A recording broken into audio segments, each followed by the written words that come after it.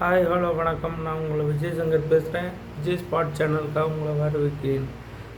என்னடா நேற்றா வீடியோ போட்டால் இன்றைக்கி மறுபடியும் வீடியோ போடுறது நினைக்க வேணாம். இன்றைக்கி எலெக்ஷன் வரைக்கும் டெய்லி ஒரு வீடியோ போடுறதா இருக்கேன். இந்த வீடியோ எதுக்கானா ஒரு எலெக்ஷன் அவேர்னஸ், அதாவது இதில் யார் போலி யார் உண்மை அப்படின்னு உங்கள்கிட்ட எனக்கு தெரிஞ்ச வரைக்கும் நான் சொல்லணுங்கிறதுக்காக. இவன் விஜய் சப்போர்ட்டர் தானே, விஜய்க்கு தானே சப்போர்ட் பண்ணி போடுவான், மற்றவங்களுக்கு இவன் டம்மி பண்ணி தான் போடுவான் அப்படின்னு நீங்கள் நினச்சிங்கன்னா அது உங்களோட மைனஸ். என்னை பொறுத்தளவில் விஜய் போகிற ரூட்டு கரெக்டான ரூட்டுன்னு எனக்கு தோணுது. அதனால தான் நான் அவரை ஃபாலோ பண்ணுறேன். அதுக்கான காரணம் எதுக்காக அவரை ஃபாலோ பண்ணுறேங்கிற காரணத்தை நேற்று வீடியோவில் சொல்லியிருக்கேன். நீங்கள் பார்க்காதவங்க யாராக இருந்தாலும் அந்த வீடியோவில் போய் பாருங்கள். நான் இன்றைக்கி ஆஃபீஸ் முடிஞ்சு ஈவினிங் ஒர்க் முடிஞ்சு வந்துட்டு இருந்தேன்.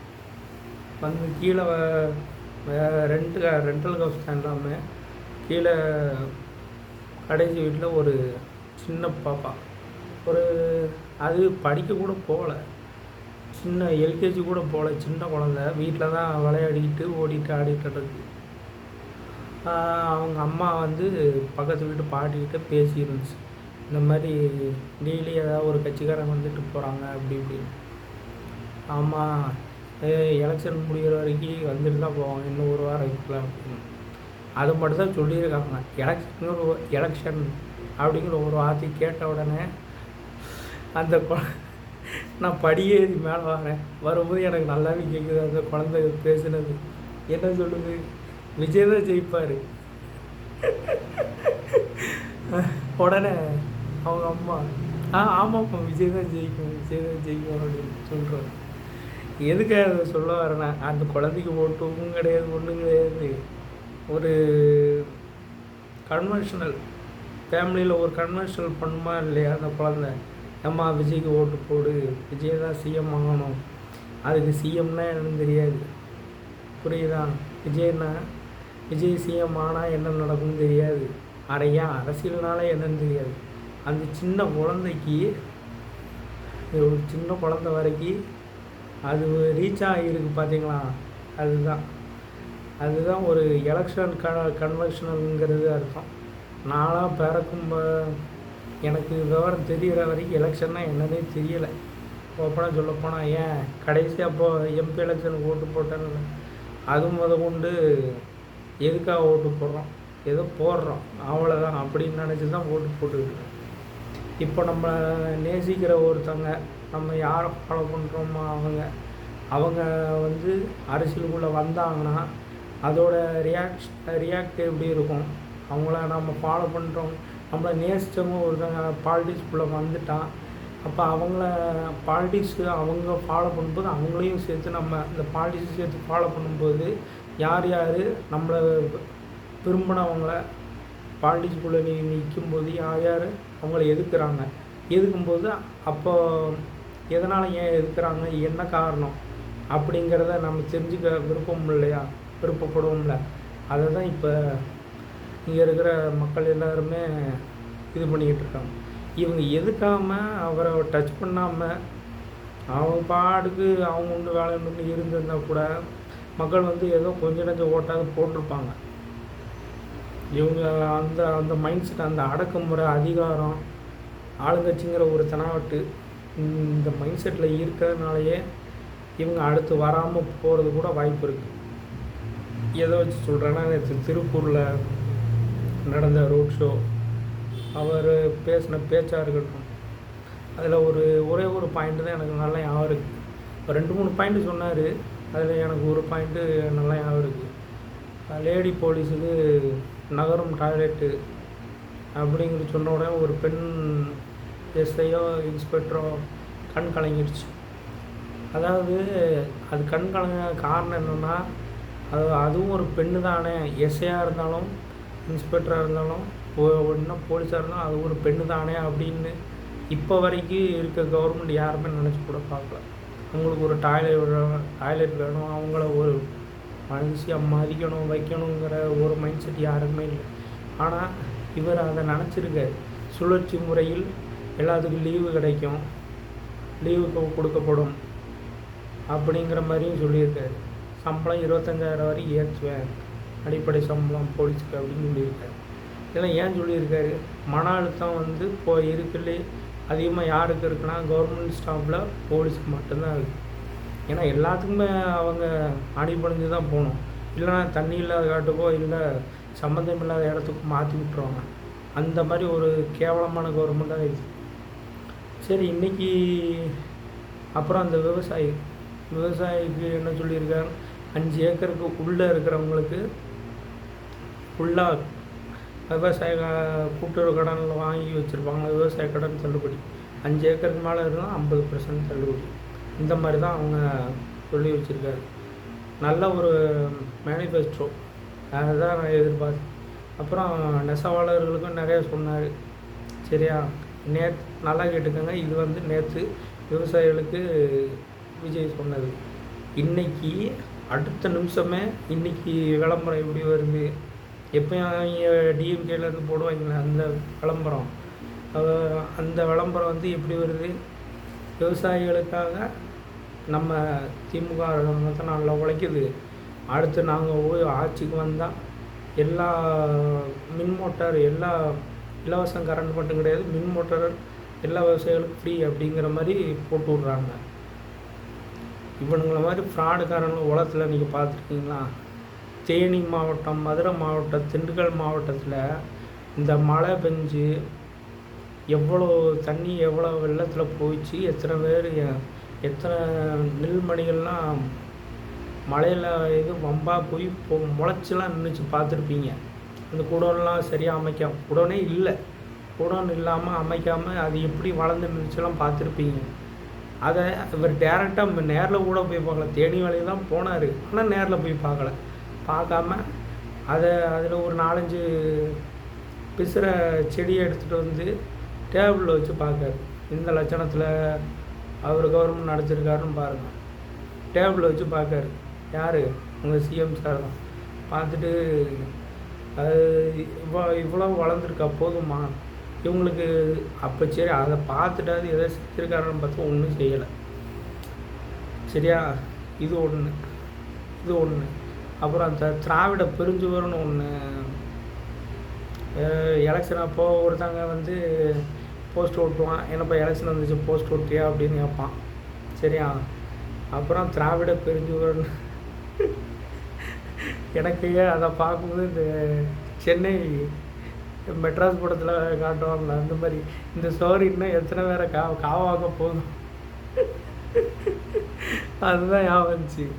வரிசைக்கு ஒட்டி விட்றான் சாதனையை. என்ன சாதனை இந்த 5 வருஷத்தில் என்ன சாதனை பண்ணாங்க?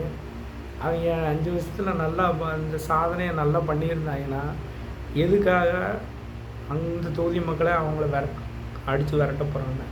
கனிமொழி அடித்து விரட்டிட்டாங்க, ராஜகண்ணப்பண்ணவர்களை அடித்து விரட்டிட்டாங்க, அப்புறம் அனிதா ராதாகிருஷ்ணன் திருச்செந்தூர் தொகுதியில் அடித்து விரட்டிட்டாங்க. இன்னைக்கு காலையில் உங்கள் அப்பா சிஎம் சாரை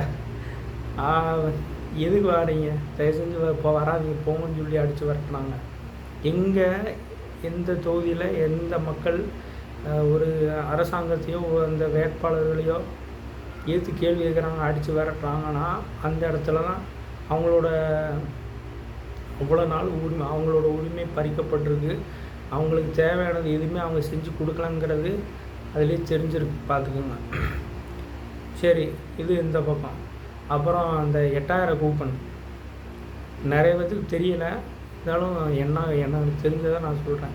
இந்த 8000 கூப்பன் ஒரு கலர் ஜெராக்ஸ் எடுத்து எலெக்ஷனுக்கு அப்புறம் நாங்கள் ஜெயிச்சிருவோம், அப்போ நீங்கள் இந்த கூப்பனை கொடுத்தா நீங்கள் போய் வாங்கினீங்கன்னா உங்களுக்கு வந்து சலுகை விலையில் என்ன வேணாலும் வாங்கிக்கலாம், வச்சுக்கலாம். சரி, அது ஓகே. ஜெயிச்ச பிறகு தானே. இப்போ எது கொடுக்குறீங்க? இப்போ எதுக்காக கொடுக்குறீங்க? ஜெயிக்கணுங்கிறதுக்காக கொடுக்குறீங்க. சரி, ஓகே. அதை கலர் ஜெராக்ஸ் எடுத்து போலியான இதை வந்து கலர் ஜெராக்ஸ் எடுத்து எல்லா பக்கமும் கொடுத்துக்கிட்டு இருக்காங்க. இவங்களோட அஜெண்டா தான் என்ன? மக்களை ஏமாற்றி எப்படியாவது மறுபடியும் இதில் படித்தவங்க ஏமாற மாட்டாங்க, சிட்டிக்குள்ளே இருக்கிறவங்க ஏமாற மாட்டாங்க. ஏமாறப்பறம் இந்த கிராமத்து பெண்மணிகள் அப்புறம் படிக்காத பெண்மணிகள் தான் ஏமாற்றுவாங்க. அவங்கள தான் நோக்கி நகர்ந்துக்கிட்டு இருக்காங்க இந்த திராவிட கும்பல்கள் பூரா, அதை நோக்கி தான் நகர்ந்துக்கிட்டு இருக்காங்க. அறிஞர் அண்ணா எவ்வளோ கஷ்டப்பட்டு அந்த கட்சியை ஆரம்பித்து கலைஞர்கிட்ட கொண்டு போய் விட்டார். அவர் எனக்கு தெரிஞ்சு ஓரளவு ரன் பண்ணார். இதை வந்து இவங்க அதை அப்படியே அழிச்சிருவாங்கன்னு நினைக்கிறேன். அந்தளவுக்கு ஒரு மோசமான மனநிலையில் தான் இப்போதைக்கு அந்த கட்சி போயிட்டுருக்கு. அது 8000 கூப்பன், யாருமே நம்பாதீங்க. இந்த மாதிரி நிறையா விளம்பரங்கள்லாம் அவங்க போட்டுக்கிட்டே தான் இருக்காங்க. ஒரு எபிசோடு ஒரு விளம்பரம் ஒரு தடவை யூடியூப்பில் போட்டால் 30 லட்ச ரூபா அவங்க யூடியூப்காரங்க கொடுக்கணும். அப்போ அவன்கிட்ட எவ்வளோ கோடி ரூபா கொட்டி கிடக்குன்னு பாருங்கள். அவ்வளோ கோடி ரூபா கொட்டி இவ்வளோ நாள் இவனுங்க இவ்வளோ விளம்பரம் பண்ணதில்லையே. இத்தனை எலெக்ஷனுக்கு கால் பண்ணியிருக்காங்க, இவ்வளோ விளம்பரம் பண்ணதில்லை. இப்போ ஏன் பண்ணுறாங்க? விஜயன் ஒரு ஆளுமே வந்ததுனால. நேற்று சிஎம் சார் வந்து மோடியை எதிர்த்து ஒரு வீடியோ போடுறாரு. தொட்டுப்பார் வென்றுப்பார் அப்படி இப்படின்லாம் சொல்கிறாரு. அதில் அவர் என்ன சொல்கிறாரு? எம்பிக்களோட இடஒதுக்கீடு வந்து குறையும், மாநிலங்களவை இடஒதுக்கீடுலாம் குறையும் போது ஆட்டோமேட்டிக் எம்பிக்களும் குறையிறாங்க. அதுக்காக தான் அந்த வீடியோ போட்டார். நல்லா கேட்டுக்கோங்க. இந்த பக்கம் எம்பிக்களுக்காக அதுக்காக போட்டிருக்காரு. உண்மையான நேரட்டிவ் என்னென்னா, ராகுல் காந்தி எப்பயுமே கூட்டணியில் தான் இருக்கார். ராகுல் காந்தி காங்கிரஸ் கூட்டணியில் தான் இருக்குது.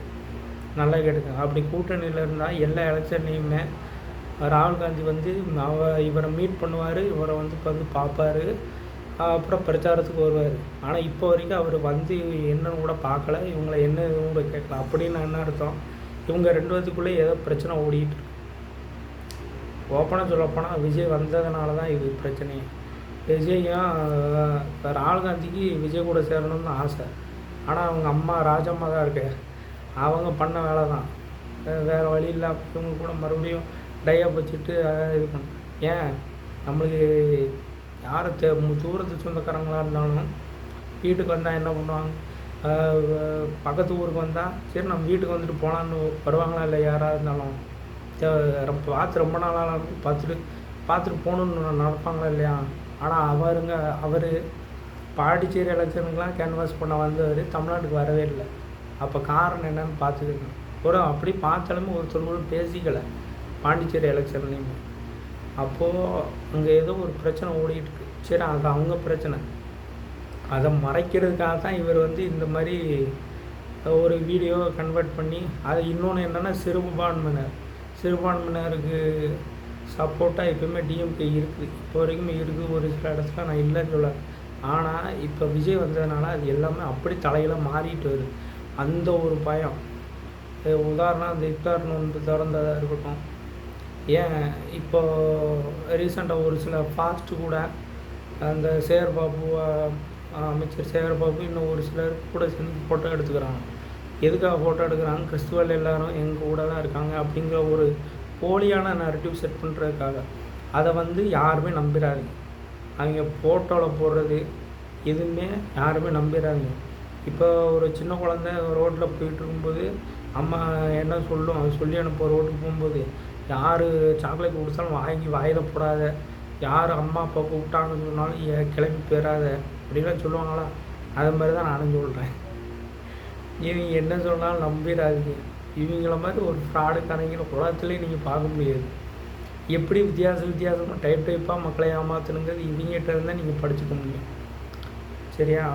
அவங்க ஏமாத்துகிற ஜென்ரேஷன் முடிஞ்சு போச்சு. படித்த இதெல்லாம் முடிஞ்சு போச்சு. படித்தவங்களெல்லாம் வச்சு ஏமாற்றிக்கிட்டு இருந்தாங்க. அதனால் இப்போ படித்து எல்லாம் டேலண்ட்டாக இருக்கக்கூடிய மக்களை வந்து இவங்களால் ஏமாற்ற முடியாது. திருப்பூர் கூட்டத்திலே பார்த்துருப்பீங்க, சரியான கூட்டம். தூத்துக்குடியை நல்லா சாப்பிட்டு போயிடுச்சு அந்த திருப்பூர் கூட்டம். எதுக்காக இவங்களாம் தேடி வராங்க? ஆஃபீஸில் ஒரு தேங்காய் அதெல்லாம் நடிகனை பார்க்க தான் வருது அப்படின்னா சரி, ஓகே. நான் என்ன கேட்குறேன்னா, நடிகனாகவே இருக்கட்டும். சரியா? உதயநிதி ஸ்டாலின் நடிகன் தானே. அந்த நடிகனை பார்க்க இதுக்கு கூட்டம் வரல. சரி, அவர் பெரிய நடிகராக வரல, அது அது வேறு. ஒரு அதாவது நடிகங்கிறது வேறு, அரசியல் தலைவருங்கிறது ஸ்டேஜில் இருக்கணும் வேறு. விஜய் வந்து நடிகருங்கிற ஸ்டேஜ் தாண்டி அரசியல் தலைவரை கன்வெர்ட் ஆகிட்டார் இப்போயும். அதை மக்களும் ஏற்றுக்கிட்டாங்க. சரியா? மக்கள் ஏற்றுக்கிட்டு அந்த லைனில் தான் போயிட்டுருக்காங்க. அவர் அதனால தான் ஃபாலோ பண்ணுறாங்க. ஒரு அண்ணா மாதிரியோ, எம்ஜிஆர் மாதிரியோ, ஜெயலலிதா மாதிரியோ அவருக்கு அடுத்த ரோலில் விஜய்ன்னு சொல்லி நம்ப ஆரம்பிச்சிட்டாங்க நிறைய மக்கள். அதனால தான் இப்போ வரைக்குமே அவங்க விஜய்க்கு உண்டான பவர் வந்து இன்க்ரீஸ் ஆகிட்டே தான் இருக்கே தவிர குறையலை, லோவே ஆகலை. அதுதான் பிரச்சனையே.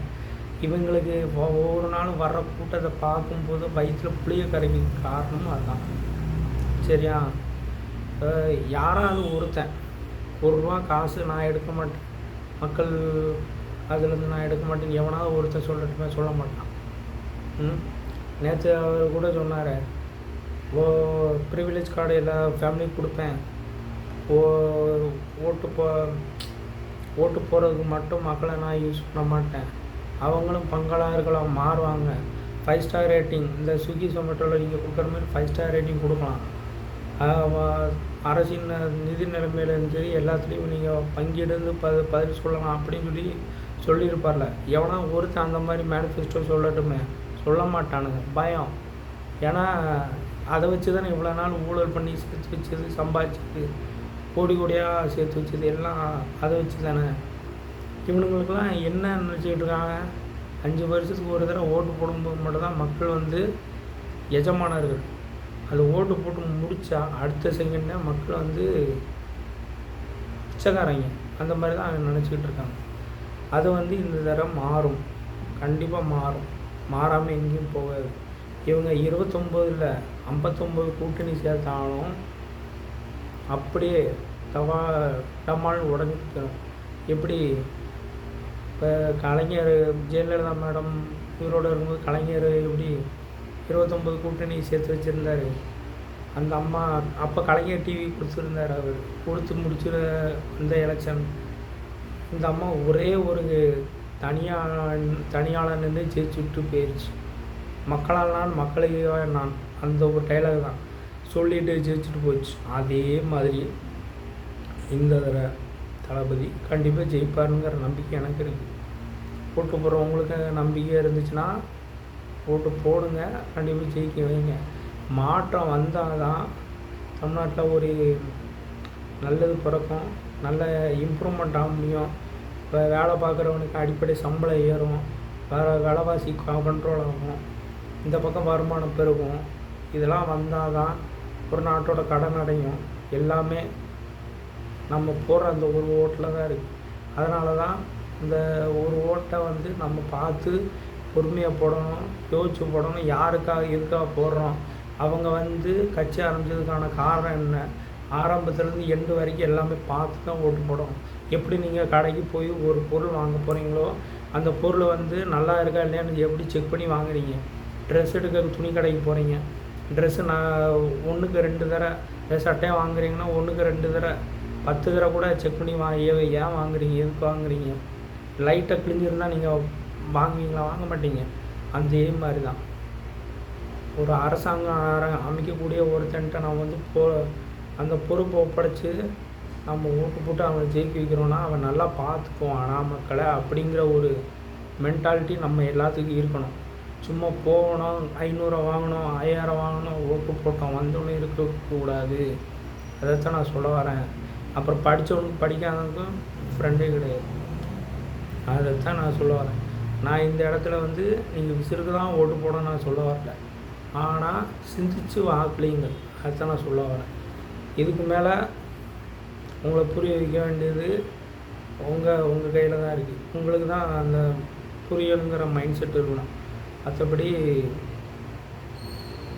என்ன மாதிரி 1000 பேர் சொல்ல தான் செய்வான். எல்லோரும் சொல்கிற மாதிரி நீங்கள் செய்யணும்னு அவசியம் இல்லை. உங்களுக்குன்னு ஒரு ப்ராட் மைண்ட் இருக்குது, அதை யோசித்து சிந்தித்து செயல்படுங்க. நல்லதே நடக்கும், வெற்றி நிச்சயம். ஓகே, அடுத்த வீடியோ சந்திக்கும் வரை நான் மீண்டும் வருகிறேன் உங்களை பார்க்குறது. ஓகே, பாய்.